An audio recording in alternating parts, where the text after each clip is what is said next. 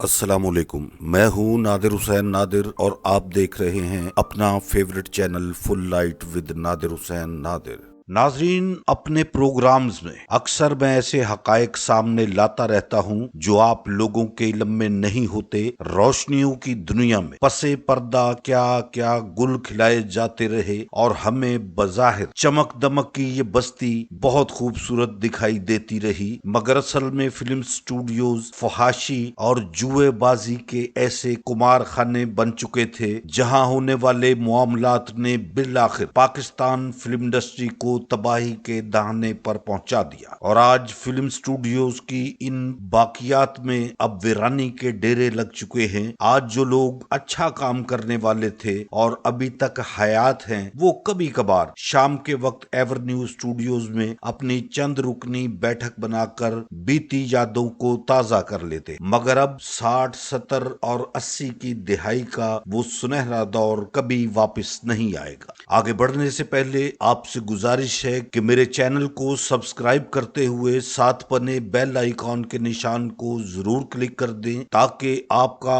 और हमारा साथ मुस्तकिल बना रहे। देखने वालों के लिए आज जो प्रोग्राम लेकर हाजिर हुआ हूँ उसके बारे में कुछ तमहीद बांधी है, कुछ बांधूंगा। मकसद सिर्फ ये है कि मैं जानता हूँ कि मेरे इस प्रोग्राम पर बहुत ज्यादा तनकीद होने वाली। फिल्म बीनों के नजदीक फिल्म इंडस्ट्री एक ऐसे हसीन सपने की मानिंद है जहां तक रसाई की ख्वाहिश हर फिल्म देखने वाले की शदीद तरीन ख्वाहिशात में से एक हुआ करती थी। मगर आपने सुना तो होगा कि हर चमकने वाली चीज सोना नहीं होती। बिल्कुल सही सुना है आपने। यहाँ अक्स वाहन के लोगों की जिंदगी के कुछ ऐसे तारीख पहलू भी हैं जो सामने लाए जाते हैं तो लोगों की अक्सरियत पहले तो इन्हें तस्लीम ही नहीं करती। दूसरा ये कि झूठ का पोल खोलने वालों पर ऐसी तनकीद की जाती है कि इसे बर्दाश्त करना बहुत मुश्किल हो जाता है। इसके बावजूद मैं खुद और मेरे चंद यूट्यूबर साथी सच का ये सफर जारी रखे हुए हैं। फिल्म इंडस्ट्री की हसीन तरीन अदाकारा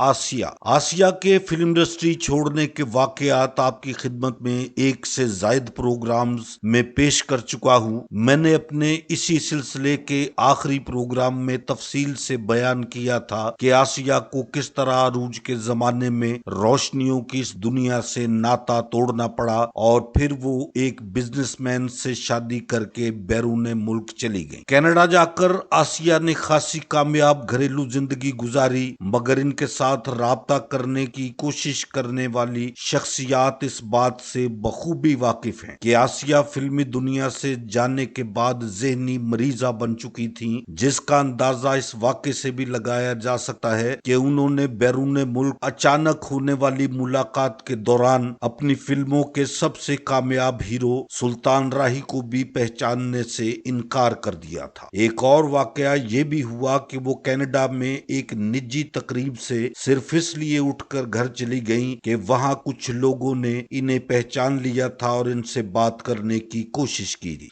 ये सब क्यों और कैसे हुआ, इसकी तफसील अपने प्रोग्राम्स में बयान कर चुका हूँ, जिन्हें आप मेरे चैनल पर सर्च करके देख सकते हैं। एवेन्यू फिल्म स्टूडियोज में आसिया को बेआबरू करने का वाकया यकीनन मेरे देखने वालों के जहन में महफूज होगा जब स्टूडियो ऑनर आगा जीए गुल ने आसिया और कैमरामैन रियाज भट्ट को गैर हालत में रंगे हाथों पकड़ लिया था, जिसके बाद रियाज भट्ट तो वहां से फरार हो गया, मगर आसिया पर आइंदा किसी नई फिल्म में काम करने के लिए स्टूडियो में दाखिले पर पाबंदी लगा दी गई। इसी अफसोसनाक वाक्य का एक फॉलो अप पेश करके अपने देखने वालों को अपडेट करने के लिए आज का ये प्रोग्राम आपकी खिदमत में लेकर हाजिर हुआ हूँ। आसिया 13 नवंबर 1951 को कराची में पैदा हुई। इनका असल नाम फिरदौस था। वो खूबसूरती और रक्स में महारत की वजह से नौजवानी में ही कराची की हाई सोसाइटी में काफी नाम बना चुकी थी। बड़े बड़े नाइट्स क्लब में भी डांस करके आसिया ने अपनी फैमिली को सपोर्ट किया। इनकी मकबूलियत के चर्चे लाहौर لاہور کی فلم نگری تک بھی جا پہنچے۔ نامور فلم میکر ریاض شاہد نے کسی دوست کی جانب سے بھجوائی جانے والی آسیہ کی تصاویر دیکھی تو انہوں نے آسیہ کو اپنی فلم غرناطہ میں یوسف خان کے ساتھ کاسٹ کر لیا۔ اسی فلم کے لیے کراچی کی اس خوبصورت لڑکی کا نام فردوس سے بدل کر آسیہ رکھا گیا۔ غرناطہ کی شوٹنگز کے دوران آسیہ کی خوبصورتی، اداکاری اور رقص کے چرچے ہونا شروع ہوئے، جس پر آسیہ کو شباب کرانوی نے اپنی فلم انسان اور آدمی میں سائن کر لیا۔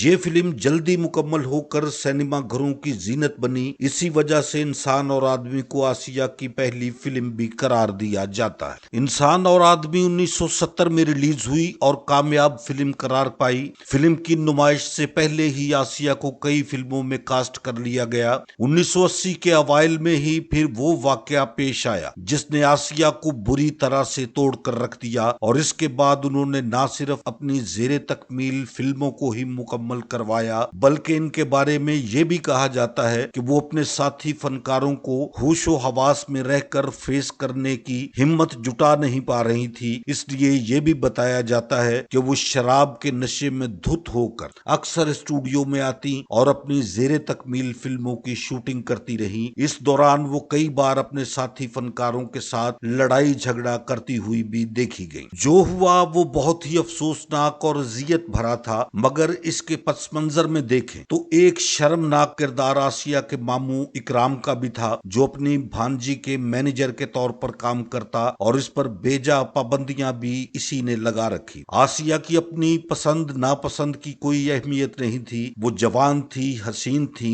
ان کے بھی کچھ بشری تقاضے تھے جنہیں پورا کرنا آسیہ کے لیے بہت دشوار بنا دیا گیا تھا۔ اس کے باوجود وہ ایورنیو اسٹوڈیوز کے عمر رسیدہ مالک آغا جی گل کی منظور نظر بن گئیں۔ آغا جی کا ذاتی آفس بھی آسیہ کے زیر استعمال ہوا کرتا تھا، جہاں وہ ڈریس چینج کرتی، میک اپ کرتی اور بریک ٹائم میں ریسٹ بھی وہیں پر کیا کرتی تھی۔ آغا جی گل کی نوازشات کے جواب میں آسیہ کو بھی ان کی تمام ایسی خواہشات کا احترام کرنا پڑتا تھا جو وہ چاہتے۔ ایک طرف تو آسیہ نے بظاہر خود کو آغا جی گل کے لیے وقف کر رکھا تھا، جبکہ دوسری جانب وہ کیمرہ مین ریاض بٹ کے ساتھ بھی محبت کی آنکھ مچولی کھیل رہی۔ آغا جی گل کی غیر موجودگی میں انہی کے آفس میں آسیہ اپنے محبوب ریاض بٹ کے ساتھ خصوصی ملاقات کر رہی تھی، جب آفس کے ملازم نے فون کال کر کے آغا جی گل کو مخبری کر دی۔ آغا جی دندناتے ہوئے اسٹوڈیو پہنچے اور انہوں نے آسیہ